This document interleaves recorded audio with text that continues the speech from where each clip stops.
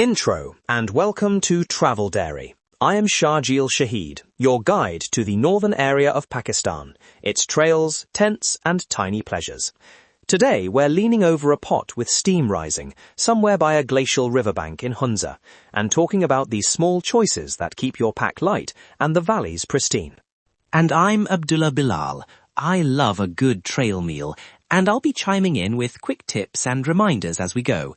Ready for some deliciously practical camping food hacks? Hook. Picture this. Dusk sliding down the peaks, a narrow ribbon of river reflecting copper light, and the smell of something simple and soulful simmering in a single pan. Your companions are tired, the tea is hot, and for a few minutes, everything is exactly as it should be. Food like that can make or break a trip. It becomes the memory you carry home. Promise, in the next 5 minutes I'll share 3 things. Lightweight meals that actually fill you up, a quick guide to choosing stoves or safe small fires, and the etiquette you need when cooking near remote villages, plus the one-pan recipe I always carry. Section 1. Story Setup.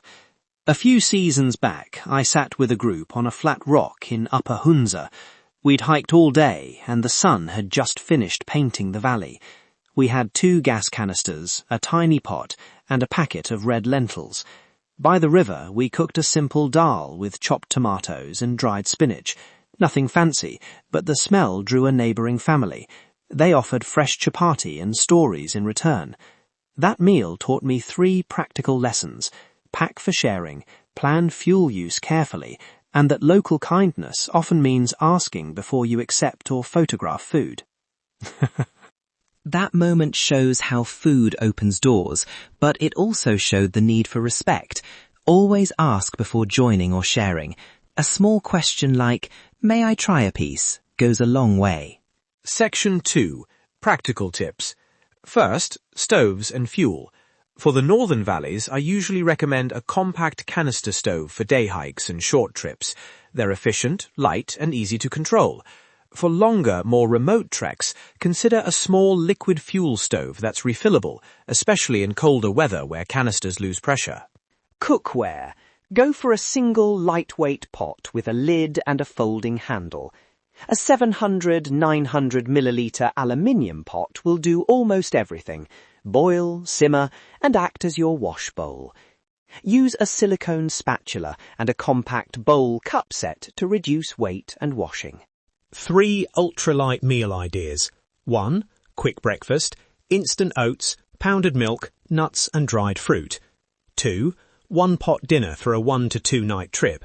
Quick cooked lentils, a handful of couscous and dehydrated vegetables.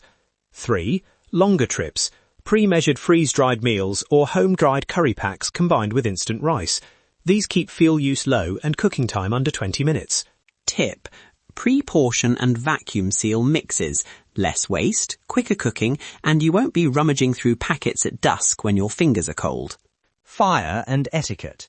When to light a fire. First rule, always check local rules. In many valleys, fires are not allowed, especially during dry seasons. If a small, contained fire is permitted, use existing fire rings. Keep it tiny and burn only dead wood from the ground, never living branches. Prefer a stove where possible. It's cleaner and less invasive. Respect local customs. Ask before cooking near a village. Offer to share a portion or a small gift like tea packets. And be mindful of modesty and privacy when photographing meals or people. If a local household invites you, say thank you and accept modestly. Food exchanges are social, not transactional. Avoid attracting wildlife. Seal all food in scent-proof bags, store meals high or in your car where possible, and never leave scraps in the open. Burnable food waste should go in a burn bag only where local rules allow. Otherwise, pack it out in sealed containers. Section 3. Leave no trace. After the meal, clean immediately with as little water as possible. Use grey water dispersal. Scatter strained water over a wide area away from water sources and trails. For solid waste, pack it out. Carry lightweight disposal bags and Ziplocs. If you used a fire ring, cool and scatter embers if permitted, and restore the site to how you found it. A quick checklist before you leave any campsite. Stove and spare fuel, lighter and waterproof matches, biodegradable soap in tiny amounts, sealable food bags, a small scrubber and a head torch for late night cleanup. Also carry a basic repair kit, duct tape, a spare pot handle and a tiny multi-tool. One pan recipe I always carry: riverside dal and couscous. Ingredients: 50 to 80 grams quick cook red lentils, 60 grams couscous, a tablespoon of olive oil or ghee, a handful of dried spinach or mixed veg, a small sachet of crushed garlic and chili, and salt. Method: heat oil in your pot, add lentils and 2 parts water, simmer 8 to 10 minutes until breaking down. Stir in dried veg and seasoning, add couscous off the heat, cover for 5 minutes and fluff. Eat straight from the pot. It's filling, quick, and fuel efficient. Final quick checklist. Pack lightweight stove and spare fuel, single pot and lid, pre-measured meals in sealable bags, scent-proof storage, biodegradable soap, and a small courtesy gift if you plan to visit villages.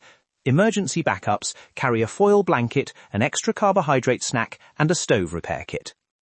Recap and CTA. So, the essentials: cook simply, use efficient stoves, respect local customs about fires and food, and always pack out waste. Try the one-pan dal on your next short trip. It's a fast way to test these ideas.